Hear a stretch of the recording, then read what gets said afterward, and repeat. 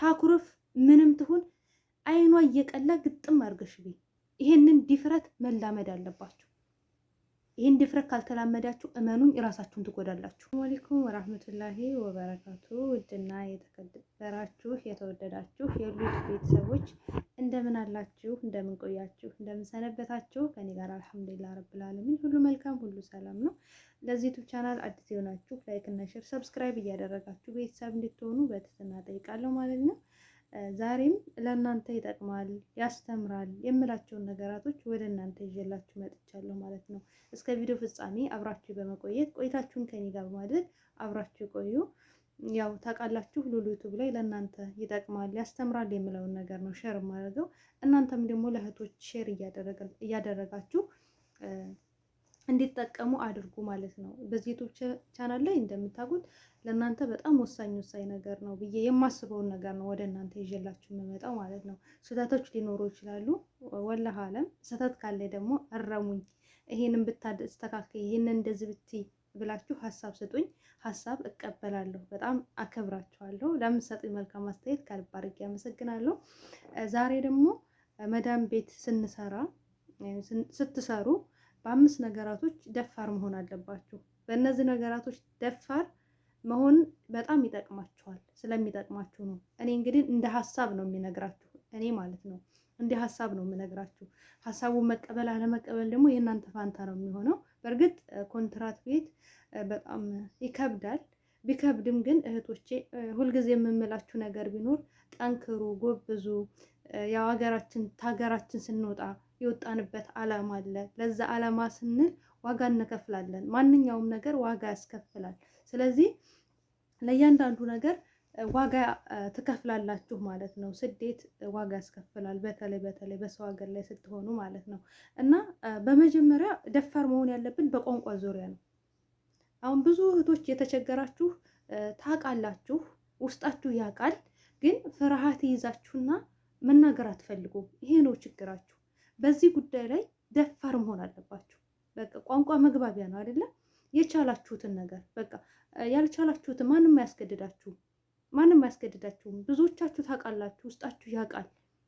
ግን ለመመለስ ትፈራላችሁ። ብሳሳትስ፣ ቃላቶችስ ባይገጣጠሙልኝ የሚለው ነገር ይሄ ነገር በጣም ሸብቦ ይዟችኋል። በዚህ ጉዳይ ላይ ደፋር ካልሆናችሁ በቃ ብሳሳት ምን ችግር አለው ብላችሁ ራሳችሁን ካላሳመናችሁት እነሱ ደግሞ የእናንተን ደካማ ጎን ካወቁ ሁልጊዜም እያሳቀቋችሁ ይኖራሉ። በቃ እቺ ሁልጊዜ የማይገባት በቃ እቺ ደደብ ናት እያሉ ደደብነታችሁን ይነግሯችኋል። ደደብነታችሁን ሲነግሯችሁ እናንተ እንደምታውቁ ራሳችሁን አሳምኑት። ግን እዚህ ማወቅ ያለባችሁ ነገር ቢኖር ብሳሳት የሚለውን ነገር ጭንቅላታችሁ ላይ ሰርዛችሁ መናገር ያለባችሁን ነገር ተናገሩ፣ አውጡት፣ ተንፍሱት።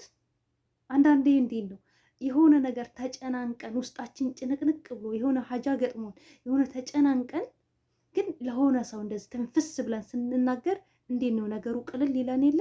እናንተም ደግሞ ያለውን ነገር ፍርሃታችሁን ትውት አድርጋችሁ መናገር የምትፈልጉትን ነገር ከተናገራችሁ ፍርሃታችሁ ይለቃችኋል።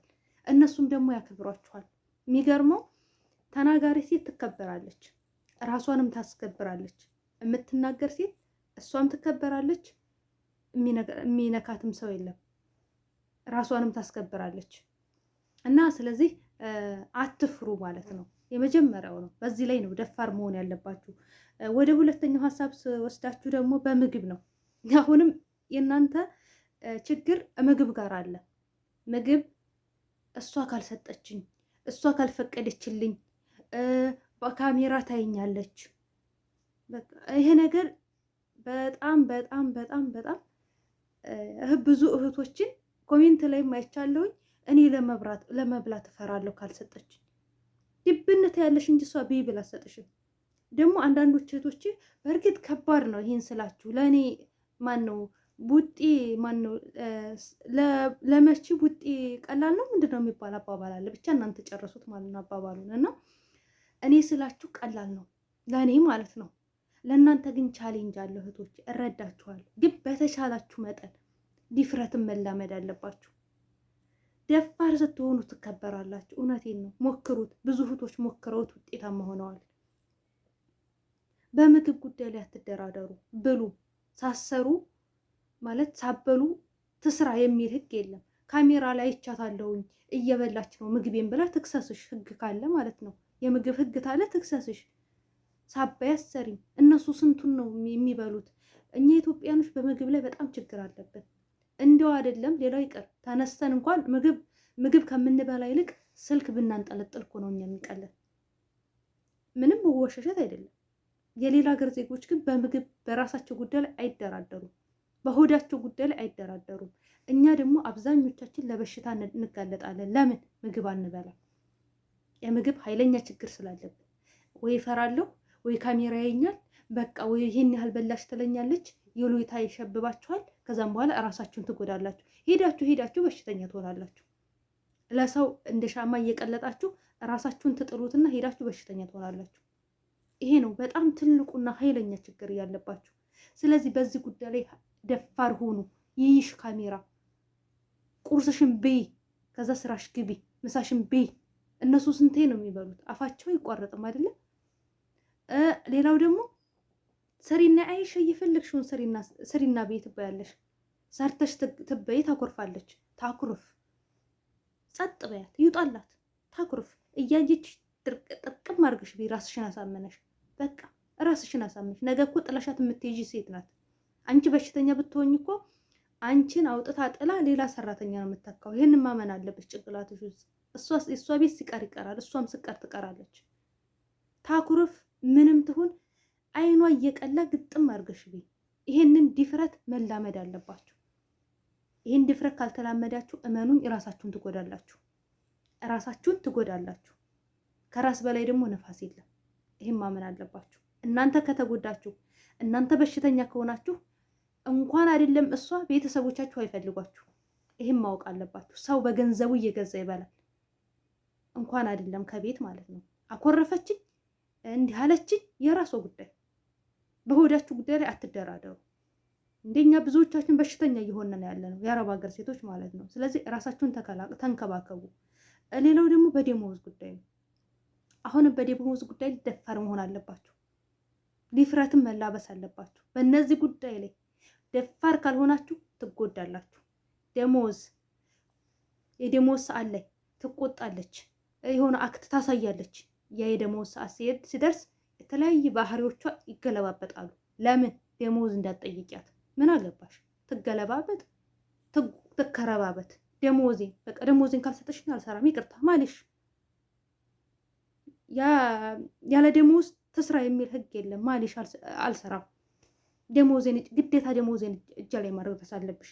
ስራሽ እንዲሰራ ከፈለሽ ደሞዜን ማምጣት አለብሽ። ደሞዜን ካልሰራሽ አልሰራም ብላችሁ ማመፅ አለባችሁ።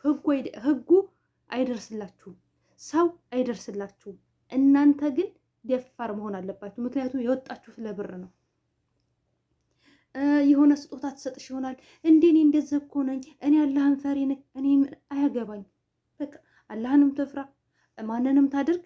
በደሞዛችሁ ጉዳይ ላይ አላህን መፍራት ሌላ ነው፣ ደሞዝ መስጠት ሌላ ነው። ትፍራ፣ ጥሩ ነው። እኔ አንቺን ደሞዝ አልበላም ልትልሽ ትችላለች። እንዴ በቃ ስጭኝ፣ እኔ ትበያለሽ አይደለም፣ ደሞዜን ካልሰጠሽኝ ይቅርታ አልሰራም። እንደዚህ መታለል የለባችሁም። የሆነ ነገር አደረገችልኝ፣ የሆነ ነገር ገዛችልኝ፣ ደሞዜ መጠየቅ የለብኝም ማለት የለባችሁ። ደፋር መሆን አለባችሁ። ደፋር ስትሆኑ እነሱን ለራሱ ትጠቅሟቸዋላችሁ። ለምን አለብኝ ብለው እንዲያስቡ ታደርጓቸዋላችሁ። ነገር ግን በቃ እኔ ፈራኋት፣ እንደዚህ ልላት ፈራኋት፣ እንደዚህ የምትሉ ከሆነ እነሱ ምን ይሆናሉ? እነሱ ይለማመዱታል። የእናንተን መልመጥመጥ፣ የእናንተን መሽለጥለጥ ይለማመዱታል። ከዛም በኋላ ተጉዳይ የማይቆጥሯችሁ ጸጥ ነው የሚሏችሁ። ብለፈልፉ መጀመሪያ ግን ከመጀመሪያው ግን ካላስለመዳችኋቸው ሰጥለጥ ነው የሚሉት። ከመጀመሪያው ካስለመዳችኋቸው ግን በቃ ምንም አታመጣም ነው የሚሏችሁ። ስለዚህ በዚህ ጉዳይ ላይ ደግሞ ደፋር መሆን አለባችሁ። ይሄ ስንተኛው ነው? 3ኛው ነው። 4ኛው ደግሞ በስራ ነው። ይሄ ነገር ይበላሽብኛል እንደዚህ ባረገው፣ እንደው ይበላሽብኛል፣ እኔ በራሴ የሆነ ነገር ይበላሽብኛል፣ ይህን እንደዚህ አላደርግም ብዬ ፈርቼ ያደረኩት ነገር ይበላሽብኛል። ፈርቼ እቃ እንዳይሰበርብኝ እንደዚህ እንዳይልብኝ ምናምን ብዬ እንደዚህ ተንቀጥቅጭ የማደርገው ነገር ያን ነገር ሰብረዋለሁ። ደፋር ነው መሆን ያለባችሁ። በቃ ራሳችሁን አረጋግታችሁ ደፋር ሆናችሁ ነው መስራት ያለባችሁ። እንደው እንዳይሰበርብኝ እንደው እንደዚህ እያሉ እየተንቀጠቀጣችሁ ብዙ እቃ ሰብራችሁ አታውቁም? እኔ አውቃለሁ። እንዳይሰበርብኝ ብዬ ጥንቃቄ አድርጌ ተጠነቀቅኩ ብዬ ፈርቼ ያስኩትን ነገር እሰብረዋለሁ። ያ የፈራሁለት ነገር እድሜ አይኖረው። ስለዚህ ለማንኛውም ነገር እንደዚህ ይበላሽብኛል፣ እንደዚህ ይሆንብኛል፣ ደፋር ሆኑ።